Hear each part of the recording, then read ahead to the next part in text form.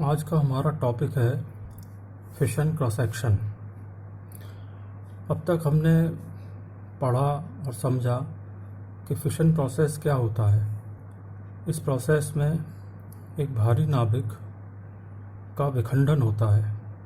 विखंडन के दो तरीके होते हैं, एक तो स्पॉन्टेनियस फिशन यानी भारी नाभिक का अपने आप विखंडन, और दूसरा होता है इंड्यूस्ड फिशन जिसमें किसी नाभिक को किसी दूसरे छोटे पार्टिकल से, एनर्जेटिक पार्टिकल से बम्बार्ड किया जाता है और उस छोटे पार्टिकल के द्वारा उस बड़े नाभिक का दो भागों में विभाजन हो जाता है। इसे हम इंड्यूस्ड फिशन कहते हैं या प्रेरित विखंडन कहते हैं।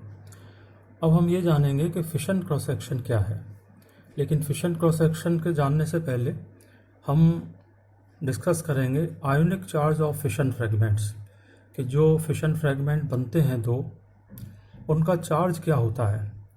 तो हम देखते हैं कि जब ये घटना होती है कि जब टारगेट न्यूक्लियस किसी बम्बार्डिंग पार्टिकल को एब्जॉर्ब करता है पहले, उसके बाद कंपाउंड न्यूक्लियस बनता है और वो कंपाउंड न्यूक्लियस फिर दो भागों में विभाजित होता है। ये जो घटना विभाजित होने की है इसमें ये इतनी तेज़ी से होती है कि जो फिशन फ्रेगमेंट्स बन रहे हैं उनके एटम के इलेक्ट्रॉन्स उनसे अलग हो जाते हैं और उनके अलग हो जाने के कारण वो fission fragments positively charged atom में बदल जाते हैं। As a result of rupture, a large fraction of the orbital electrons is cast off from the fissioning nucleus because of internal conversion.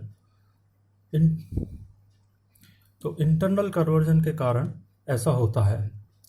ये जो जैसे यहाँ उदाहरण दिया, स्ट्रोंशियम +20, बेरियम +22, बहुत सारे इलेक्ट्रॉन्स, बहुत बड़ी मात्रा में इलेक्ट्रॉन्स उन फिशन फ्रेगमेंट से अलग हो जाते हैं और वो पॉजिटिवली चार्ज एटम में कन्वर्ट हो जाते हैं।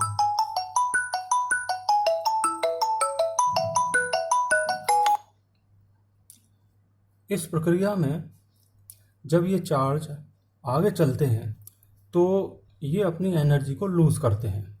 लूज़ करने के दो तरीके होते हैं, एक्साइटेशन व आयोनाइजेशन, और दूसरा है कि वो जब मूव हो रहे हैं तो उस समय वो स्पेस से इलेक्ट्रॉन्स को कैप्चर कर लें। तो एक्साइटेशन और आयोनाइजेशन से भी वो अपनी एनर्जी लूज़ करते हैं और रास्ते में जो इलेक्ट्रॉन्स उनको मिलते हैं उनको कैप्चर करके वो वापस से न्यूट्रल एटम में कन्वर्ट हो जाते हैं।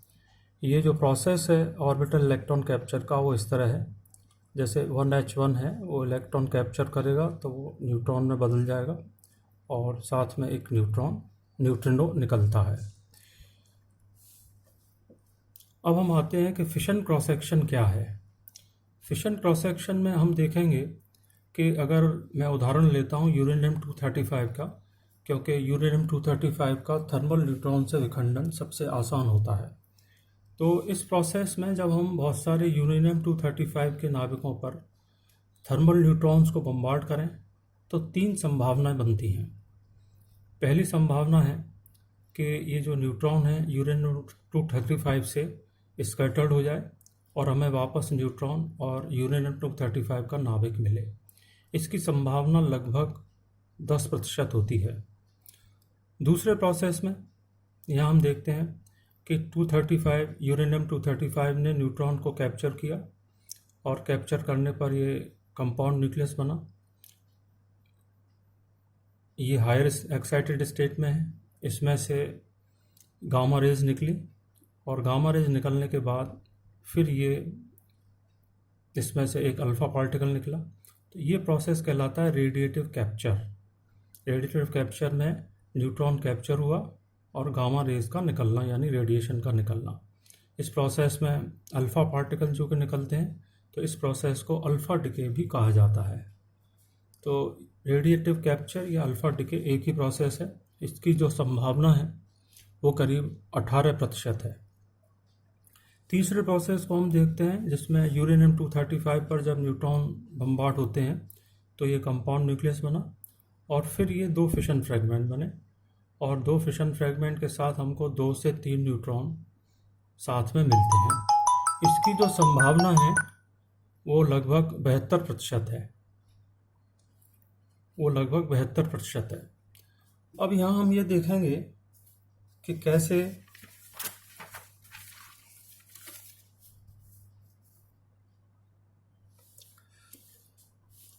फिशन थ्रेशोल्ड क्या होता है। फिशन जो है उसकी फिशन थ्रेशोल्ड का मतलब है कि वो मिनिमम एनर्जी न्यूट्रॉन की जिस एनर्जी पर फिशन प्रोसेस स्टार्ट हो। अभी हमने देखा कि जब हम न्यूट्रॉन को बम्बार्ड करते हैं यूरेन 235 का, तो 3 संभावना है। तो ये जो तीसरी संभावना है फिशन प्रोसेस की, इसकी प्रोबेबिलिटी कब ज़्यादा होती है या इस प्रोसेस की शुरुआत कब होती है। इस प्रोसेस की शुरुआत तभी होगी जब न्यूट्रॉन की एक मिनिमम एनर्जी होगी, और ये मिनिमम एनर्जी ही कहलाती है fission threshold. So fission threshold can be defined as the weakest excitation energy और minimum energy required which causes fission reaction to be observed. यहाँ पर हम ये देखेंगे कि